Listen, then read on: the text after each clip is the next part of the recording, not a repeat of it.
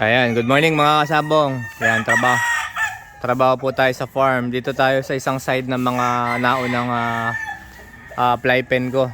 Dito po namin na kinakabit yung ilan sa mga multiple winner at ilan sa mga baldadong broodcock. Okay, dito po namin kinakabit. Ayan, pinalalagyan ko po ulit ng panibagong buhangin. Kasi yung naunang buhangin dito, ano na nga po, yung parang nagkulay lupa na, no? So para masariwaan po sila at saka para matanggal po yung mga dumi. Ayan, so una wawalisan tapos bubugbugan po yung naunang lupa para madurog ulit tapos papatungan ng panibago. Marjo, ano na yung mga painuman mamaya, no? Tawag muna, no? Para madaanan ko sa sa pambomba. Yan, ilan po ito sa mga mailang multiple derby winner natin na ginagamit po pang breeding. Okay, tapos bobombahin po. Mga sabong. Okay, tapos kanina po nagpaligo sila. Yung pinagpaliguan po na tubig, ang gamit po namin pala dito ay Simbus.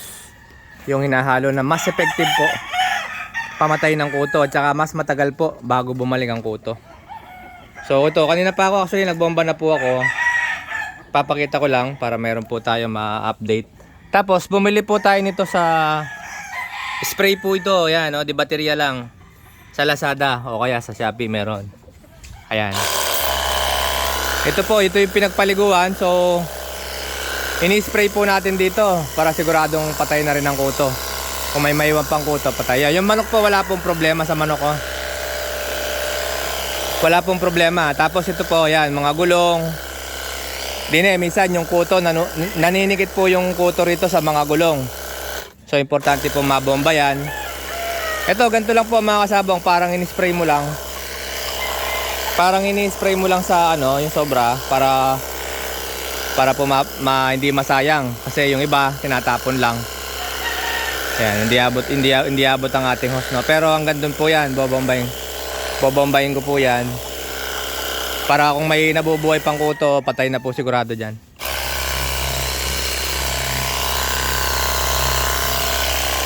Okay, Simbus mga kasabong. Yan, mag-adjust lang ako. Yan, popost ko lang. Okay, tuloy natin. Ayan. Ito nga po, nag-spray tayo ng Ito po yung tirang pinagpaliguan. Effective po ito mga kasabong, ha. Pamatay po ng mga kuto ng mga manok. Ayan.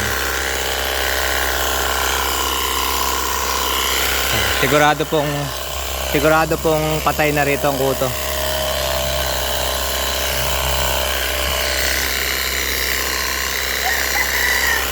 Ayan, ito po yung tira, ha, mga sabong. Ayan, wala pong problema kahit mabasa po ng konti yung manok. Okay, tutuloy po natin sa parte doon. Ayan, papatanggal ko lang yung mga painuman.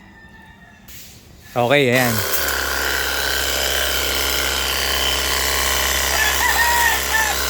Okay, Simbus po ito mga kasabong, ha. Ito po yung sa tagal kong nagtatry ng mga pamatay kuto sa ating mga alaga.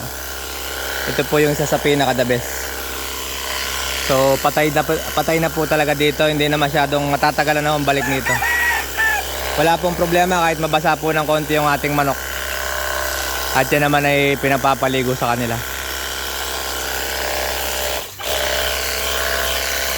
Ayan.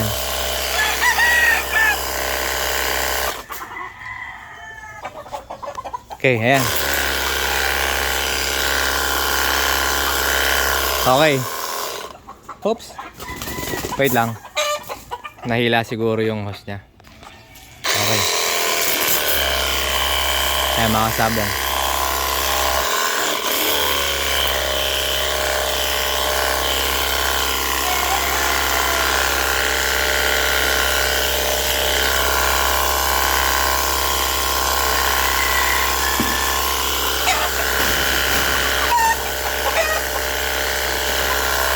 Okay, malakas po ito mga kasabong. Pwede na po ito kung pang spray lang. Mas okay po ito kaysa doon sa binibiling binubomba.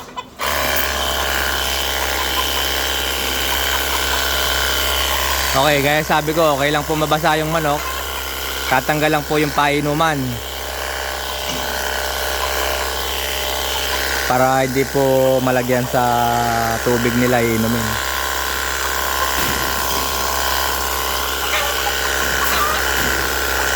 Yan, mga derby winner po natin yan.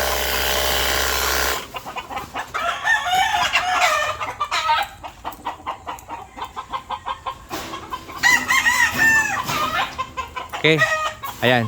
So papunta doon, tutuloy natin mamaya. Tatapusin muna yung tatlo doon ng malinisan muna.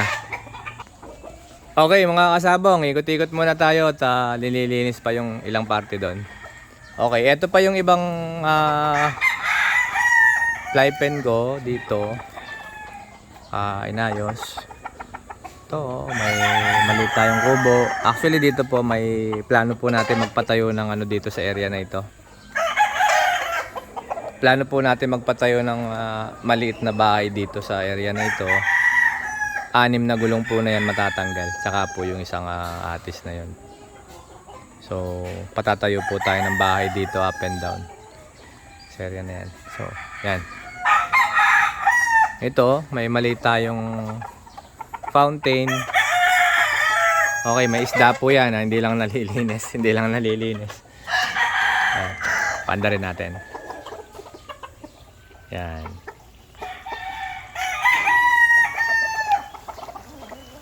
Napakadalang ko pong simbihan.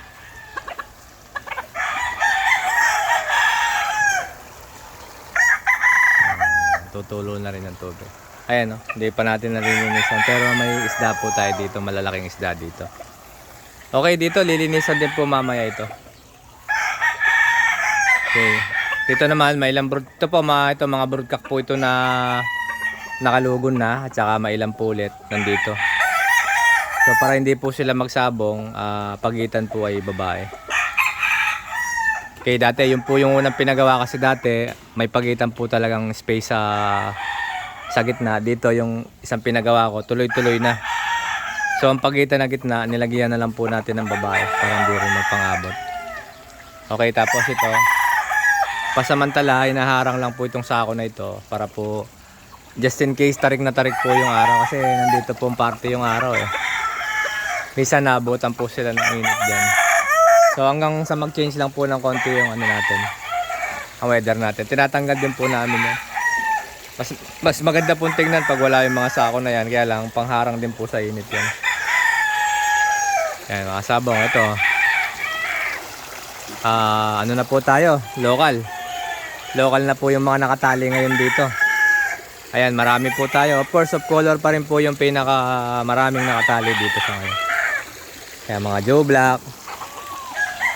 Ayan, mga Joe Black po yan. Ating mga bulik. Bulik. Ayan, mga blues. Reaper blues. Bulik, Joe Black, ang dami. Haskell hats yan, mga sabong. Yan, doon naman sa kabila, mga pula. Puro pula, mga John Bishop Kelso at saka mga super sweater. Ito, bulik pa yan, ganda. Ayan, wala pa po yan mga kasabong. Pinatitigas pa yung mga katawan. Kaka-change feeding lang. Ayan, ito, super sweater yan. Oh, John Bishop naman yan. So, dito, marami pa po yan. Okay, tapos sa likod po, hopefully tomorrow mapupuno yung isang kalahati ng isang cording area ko doon. Magpapatali na po. Okay, sa parting likod po. Ito mga fruit bearing trees, mga tinanim po natin to, na-harvest na rin sila. Avocado, chico, buko. Ayan, marami po tayong tanim dito. Longgan, rambutan. Ayan, tapos ito pong mahaba na ito, may kasunod po po. Ito, pagagawa po tayo ng isa pa dito, sa side dito. Okay. Ito po, nasa 20 po yung, nasa 20 po ito. Nasa 20. So, didiretso po yan. Ito, mga kulungan po ito ng mga manok.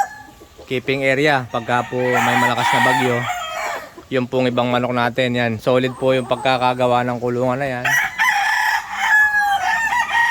Angle bar 1, pinakamakapal. Tapos Ardiplex. Ayan, pagitan mga sabong. Ayan. Sample natin. Ayan. Ito. Screen lang po ito.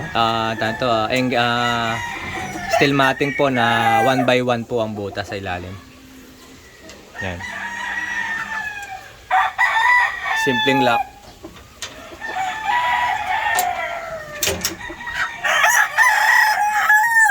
Ayan. Okay. So, dito po sa area na ito, bali 5 gulong pa yung matatanggal dito, didiretsuhin po yan. Okay, gagawin po ulit na ganito, 20 piraso ulit na ganito. So magbabawas tayo ng 5 talian para makagawa po ng 20 dito magagandang fly pen. So pwede na po natin paglagyan ng mga pullets para doon sa mga bumibili. Para po pag nadating sila hindi na nahihirapan sa kakahuli sa range. Okay, tapos ito po nagpaligo nga po kanina sa conditioning area kasi ilang araw pong umulan. Nagpaligo nga po ng mga gagamitin sa semi-final and hopefully hanggang finals. Napili na po, nagbitaw sa umaga kanina. Ayun nga po, yun nga po yung pinagpaliguan ng manok kanina, yung ginagamit nating pang spray po, pang bomba sa kulisap, sa mga kuto. Okay, hindi na po natin tinatapon, sayang. Okay, usually kasi yung iba tinatapon na pinagpaliguan ng manok.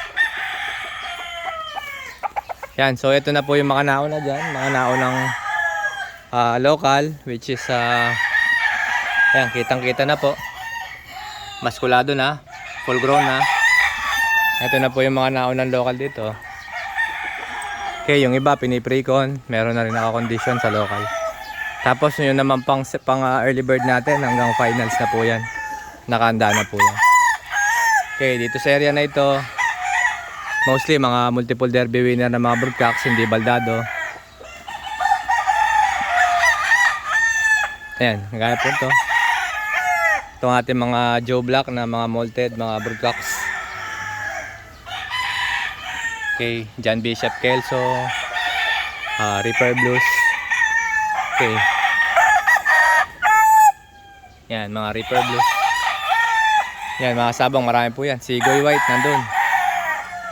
Okay, so din naglilinis-linis pa po. Naglilinis-linis pa kasi grabe hong bagyo ang dumaan. Sobrang kalat po. Sobrang kalat, sobrang putik. Okay, lahat ng manok pagka after ng bad weather, after ng bagyo. Yan, chiko, mga nabunga po yung mga chiko natin. After po ng bagyo, lahat po chine-check natin na mga ultimong mga maliliit nating mga kakarels, baby pullet.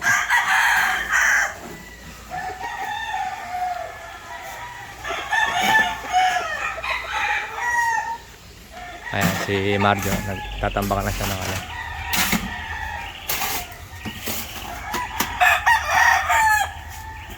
Ayan, buhangin.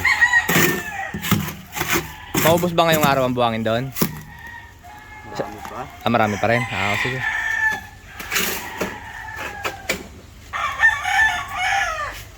Ayan, mga sabong. Siya, tutulong muna ako at babombahin ko ulit.